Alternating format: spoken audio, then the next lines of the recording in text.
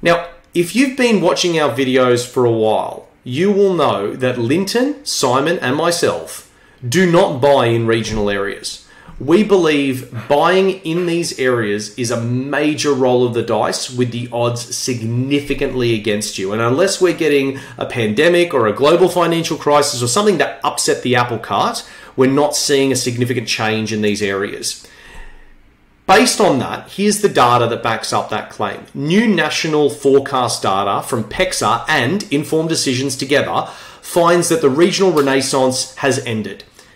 I get lots of clients call me up at least every week asking me, hey Jay, I'd like to buy in this regional area, etc., etc. Now, the report's findings describe that the regional growth that we saw over, the period of, 2020, 2022 was caused by an interruption to what they labeled regular programming. Now, what is regular programming? So typically regional areas lose population, mainly young people moving to larger cities, resulting in an aging population because everyone that stays there is old, and declining population. Now, in 2020, COVID and university lockdowns created an artificial dam in these areas, slowing the drop in population. So most of the growth in regional areas experienced during that time was not from people coming, but from people not going, from people not leaving. And the report claims that the COVID-inspired rush to these regional areas, over 2/3 of Australian population growth in the next 2 decades is going to be concentrated in the big 4 capital cities, Sydney, Melbourne, Brisbane, and Perth. So the report claims that that COVID-inspired rush to those regionals is over.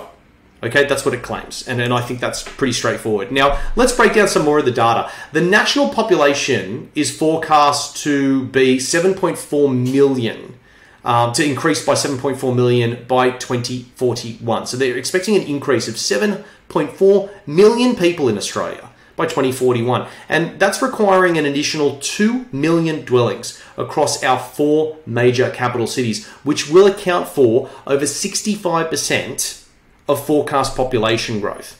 Now, the 4 largest states will receive 93% of Australia's forecast population growth by 2041, with 4 capital cities receiving 67% of the total growth. Now, Victoria's population is forecast to add 2 million people, with 1.6 million occurring in Greater Melbourne. New South Wales population is forecast to add 1.7 million people, with 1.2 million occurring in Greater Sydney. Queensland is forecast to add 1.6 million, with 1 million people occurring in Greater Brisbane. Western Australia is forecast to increase by almost 1 million people, 0.9 million, which is 0.8 million, occurring in Greater Perth. And Tasmania is forecast to face a demographic imbalance problem, with young people once again leaving to go to the mainland and people in retirement age groups continuing to move to Tasmania. This is a similar story what we see to all regional areas. And even though Tasmania is a capital city, it acts like a regional town, okay? Sunshine Coast is forecast to triple its retirement-aged population over the next 25 years, caused by a combination of migration from other regions and states and the current population aging in place itself.